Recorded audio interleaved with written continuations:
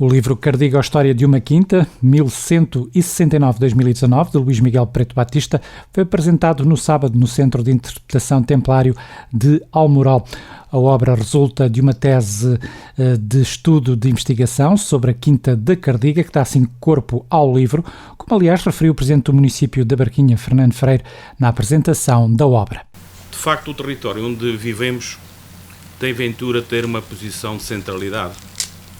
Essa posição de centralidade verifica-se desde o início da nossa nacionalidade. Nela foi fácil aos nossos antepassados construírem estradas, porque, nomeadamente, estamos numa zona de planalto e também devido ao grande e elevado número de cursos de água, onde, de facto, a planície começa a partir daqui até Lisboa. Do lado poente corre a Ribeira da Atalaia, antanho designada pela Ribeira da Ponta Pedra ou pela Ribeira da Cardiga. Do lado sul corre o Rio Tejo, depois de calcorrear Montes e Vales, abraça aqui, precisamente no início da Lesíria, Vila Nova da Barquinha. Este rio não correu aqui, ele vem é mudado no século XVI, nomeadamente corria no Cunha Grande, e depois, devido às obras hidráulicas feitas pelo Príncipe, se desviou para o lado da Barquinha e da Cardiga. Desde logo é importante definirmos ou percebermos o Tejo como uma fronteira. De um lado começava ao norte, começa aqui, do outro lado começa ao sul, o Alentejo, a Moirama. O Tejo foi sempre uma fronteira natural, um corredor de comunicação entre as terras altas e as terras baixas. Daí, Godinho Pais, nomeadamente no século XII, edificou vários castelos. O Castelo Zézer, o Castelo de Almorol, o Castelo ou Torre da Cardiga, de Atalaia, do Pinheiro Grande, entre outras. Atravessava em alguns locais a val, ou seja, a pé, essencialmente para combater para o Alentejo. A importância do Tejo no nosso território ganhou contornos relevantes pelos portos naturais que começaram a surgir após o século XIV. Nas margens do Zézer podemos encontrar águas férreas e terras incapazes para a agricultura, isto em toda a zona norte de Vila Nova da Barquinha. A agricultura ali só se podia fazer em pequenos chocalcos ou em pequenos terraços, mas um fator primordial que seria fundamental para Portugal, aí era possível a floresta. No vale da Ribeira da Cardiga ou da Atalaia e perto da foz do Rio Tejo até à Barquinha, uma imensa planície fértil, terra de nateiros, onde sobressaem os terrenos da Cardiga. No século XV, Frei Gonçalo Velho, comendador de Almorol e comendador da Cardiga, descobriu a ilha de Santa Maria e de São Miguel e, desde o Cais Templário do Cafuz, construiu as primeiras galeotas ou embarcações de 100 remos cada uma, que deram princípio à nossa gloriosa expansão. E não podemos estranhar, porque quer o príncipe ou o infante Dom Henrique viveu em Tomar. Temos, nomeadamente, a montante do rio Zézer, enorme zona de florestas, como vos disse, e, de facto, não é de estranhar que os descobrimentos tivessem gêneros no nosso território. Nos fluxos comerciais dos séculos XVII e século XVIII, e mais tarde no século XIX, com o advento dos caminhos de ferro, a Quinta da Cardiga teve um papel fulcral na economia, na região e na nação. No século XX, pela sua atividade constante, conhecida pela sua projeção nacional pelos prestigiados produtores agrícolas, sendo um local de laboro imenso e de criação de riqueza para um elevado número de trabalhadores do nosso concelho. No final do século passado, a Quinta diminuiu progressivamente de importância, mas a sua produção agrícola ficou na memória como uma marca e uma referência nacionais. O local onde nos encontramos hoje era propriedade da Quinta da Cardiga, era um armazém. Todas as terras a montante, até à entrada no cimo do parque, eram pertença da Quinta da Cardiga. Com a presente obra, Luís Preto Batista conta-nos a história da Quinta, as suas memórias e as suas gentes, não só do palácio, mas todo o conjunto edificado adjacente, em tempo notável e hoje em elevado estado de degradação. O livro que hoje nos apresenta é um resultado de um trabalho de investigação sobre a Quinta da Cardiga que começou em 1986. Rigor académico da escrita histórica, a sua criatividade e a sua humanidade são características que reconhecem. E também essa característica permite que, nomeadamente, entrassem alguns arquivos privados. Luís Miguel Batista, que é licenciado em História na Universidade Autónoma de Lisboa e que é natural de Castelo Branco, mas que reside presentemente no Entroncamento, falou depois da forma como esta obra teve o seu início, que assenta em muito ligado à investigação feita em torno de periódicos da região. Isto é a capa do livro, portanto, esta é a tal fotografia, não é? Como vê, o rio ainda ia bater às portas, digamos assim, ou às pedras, ou ao contraforte da Cardiga. Hoje isto já é tudo terreno que o rio assoreou, não é? E aqui assim achei muito interessante pôr na contracapa o anúncio, da Sociedade Agrícola da Quinta da Cardiga. Depois leem, eu não vou estar agora a amassar, mas só lojas de venda em Lisboa. Aquilo era uma empresa das melhores, aquilo era uma empresa de hoje em dia. Bom,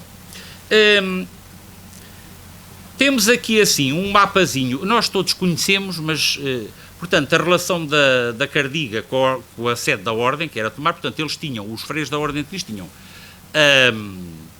a sede do convento, que era em Tomar, toda a gente conhece, pelo menos nós conhecemos cá moramos, não é?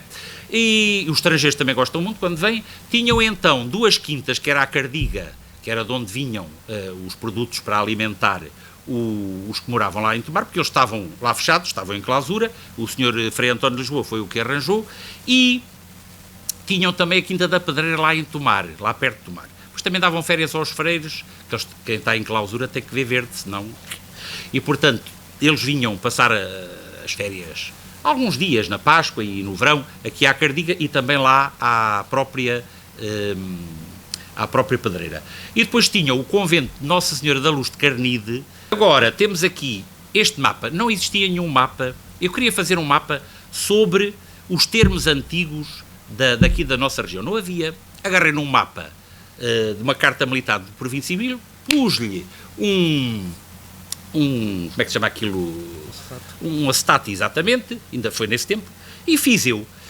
Então, o termo de Santarém vinha até aqui à ponte, primeiro chamou-se da Atalaia, depois, que é onde hoje é a Ponta Pedra, primeiro chamou-se da Atalaia, depois chamou-se da Cardiga, e depois, a partir de 1625, chamou-se, quando eles fizeram uma ponte nova, da Pedra. Já é durante o período dos Filipos.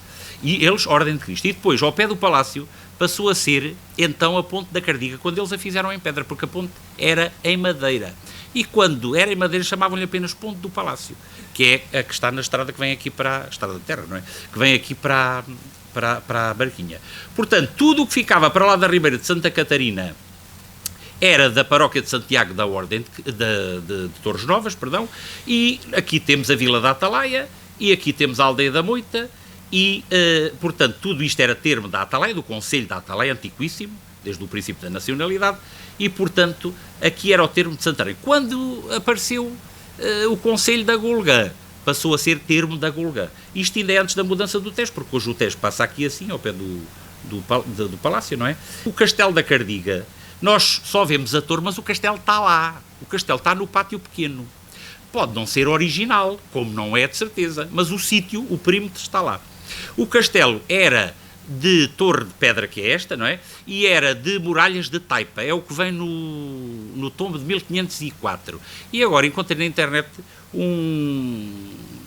e o site é fidedigno porque aparecem lá imagens dos documentos. Este, por acaso, não tinha. E que diz, portanto, o documento é de 1169, já vamos ver a seguir, mas diz lá que quando os templários, o rei de Portugal deixou lá os templários, conquistaram o castelo de Osésere,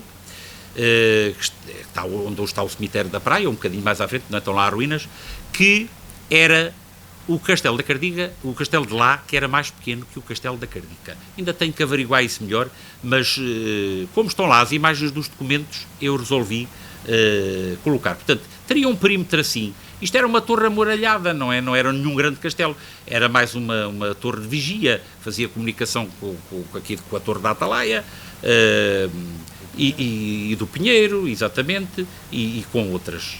E com o Castelo de Almorol, e com Torres Novas, não é? E com a Torre de Toche, que era ali no Riacho, enfim. Temos a Carta da Cardiga, que isto vem publicado do Rui de Azevedo, de 53, e depois na Monumento Henricina de 1960 até 74. Isto é a parte, isto tem umas costas, e eu resolvi publicá-la. O professor José João Alves Dias, daquele livrinho que ele tem espetacular, mas que foi publicado por Santarém, pela Junta Distrital. Vai ser republicado. Ainda bem. E então tem aqui o território. Portanto, o território não era contínuo, mas reparem, isto é antes da mudança do rio, que é este aqui, e toda esta zona da Cardiga, portanto era a Comenda da Cardiga, mas a Comenda da Cardiga, embora não fosse contínuo, tinha também o território de Pai de Pele, aqui onde diz Zézer. Este mapa. O original deste mapa não existe, ele se calhar existe, não se conhece o paradeiro. E este mapa, isto foi assim, em 1780, a Ordem de Cristo pede ao rei, a rainha nesta altura era a Dona Maria I, que mande os juízes, os emissários, para ver, porque aquilo estava uma grande baralhada, porque o rio tinha mudado, o rio mudou para aí em 1545, e com os assoreamentos e não sei o quê, isto ficou uma vergonha, a Ordem de Cristo foi prejudicadíssima, porque as pessoas dizem assim, a Ordem de Cristo era tão importante, que até mudaram o rio por causa deles. Não é nada disso, foi ao contrário. Quem mudou o rio foi por causa do infante Dom Luís, que era irmão do Dom João III, que tinha terras em frente a Santarém, e quando havia cheias as terras dele ficavam todas alagadas, e então ele resolveu fazer aqui a obra de engenharia para se beneficiar a ele. Quando ele faz a obra de engenharia, lixou a Cardiga, porque o rio, o rio corria lá do outro lado, ao pé do Arpeado. Eles fizeram uma obra pelo meio do nosso rio atual, só que o rio, que a água tem mais força, embicou abaixo de Tancos pelo colo, que era uma charca fétida, durante o verão, e veio passar à Cardiga. Portanto, só destruiu. O Frei António Muniz, o Frei Pedro Muniz diz, o nosso padre Frei António de Lisboa andou a fazer um escambo com a Almorol, uma troca com a Comenda de Almorol. Olha, mais valia estar quieto. Não é bem assim que ele diz, mas é quase. Porque o de Almorol hoje, o Conde do Redondo, come que se farta, e nós nem comemos as areias que o Tejo nos deixou em vez da terra que nos levou. É assim mais ou menos, é muito interessante. Portanto, este mapa é de 1700, eles depois fizeram, para aclarar, não é, a situação, fizeram um mapa com a situação antes da mudança do rio. E descobriu um primeiro mapa, ainda antes deste que eu mostrei anteriormente, onde existe a primeira representação da Cardiga. Portanto, não está muito bonito, não é? Parece um desenho de crianças, mas é esta.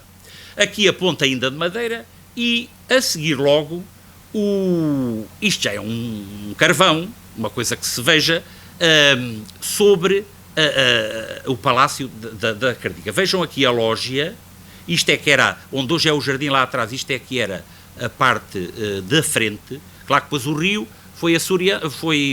não foi assoreando, foi invadindo os terrenos até chegar quase à porta. E, portanto, aqui está a ponte que eles mandaram fazer.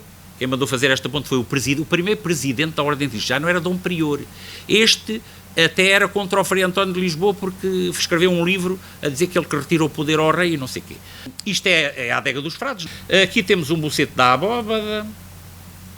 Por exemplo, este aqui, há lá alguns originais, mas este aqui já foi mandado lavrar por um canteiro do século XX. Portanto, isto é tudo de feição renascentista. Era assim que eles se vestiam. Os homens usavam assim a camisa para fora. Enfim, isto é o pátio grande. Portanto, isto era tudo aberto.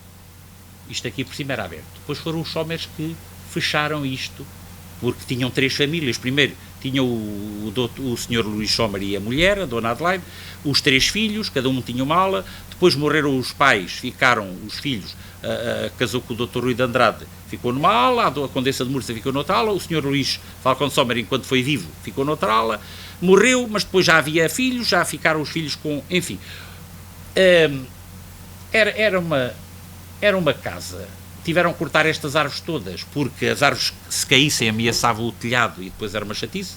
Enfim. Por exemplo, aqui o relógio de sol, aqui assim vê-se perfeitamente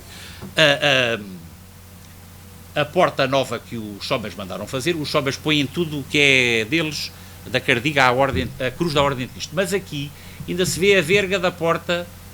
É a verga, não é? Isto é a soleira, aqui é a padieira e aqui eu penso que é, não é? É assim que se diz. A verga da porta. É a verga da porta, é a parte que está por cima. Terá outro nome, mas é a verga da porta. E, portanto, aqui ainda se vê a do século XVI, que eles mandaram fazer à maneira renascentista. Não sei muito bem, mas ainda lá está. Portanto, eles não tiraram, deixaram ficar o que estava para se ver. Parece uma ruína arqueológica. Depois aqui, assim, esta é a tal que era mais aberta para o Tejo, mas que eles depois mandaram fazer com portinholas de pau, para terem mais recato. Aqui, assim, está uma fotografia das que a Dona Maria Luísa e depois a Dona Maria Helena, a Doutora Maria Helena, me facultaram. Portanto, isto era a parte da frente, onde hoje está o jardim. Só os Somers é que mudaram a disposição. Os próprios Lamas mantiveram, depois os Somers tiveram que mandar cortar estas árvores para fazer o jardim aqui. Bom, um jardim a imitar os jardins romanos. Então, Ordem de Cristo, o nosso hábito do Frei António de Lisboa, porque o hábito anterior não era assim, que o professor Gandra tem um original, que eu já vi, num catálogo lá de Tomar, a tinta da China. Este é colorido, devem-lhe ter acrescentado alguma coisa. É aquele frade da Ordem de Cristo que nós conhecemos, portanto é o hábito branco e depois o escapulário e a cogula, que era a parte que punham em cima, é castanha, não é? Nossa Senhora da Luz. Esta Nossa Senhora está na Capela de São Caetano, este quadro, e tem o São Bento de um lado e o São Bernardo de Claraval do outro, da Ordem dos Cistercienses, da Ordem de Cister. Este quadro pode ter vindo do convento de Tomar, porque há um frade que escreveu que por cima do arco onde serviam os servidores estava lá um quadro, diz o nome do homem, do frade que o pintou, com a Nossa Senhora, São Bento e São Bernardo. Ou também pode ter vindo do Convento da Luz, porque ela é Nossa Senhora da Luz, do tal Convento de Carnide. Isto é, segundo a minha interpretação, a Nossa Senhora Mãe da Ordem de Cristo.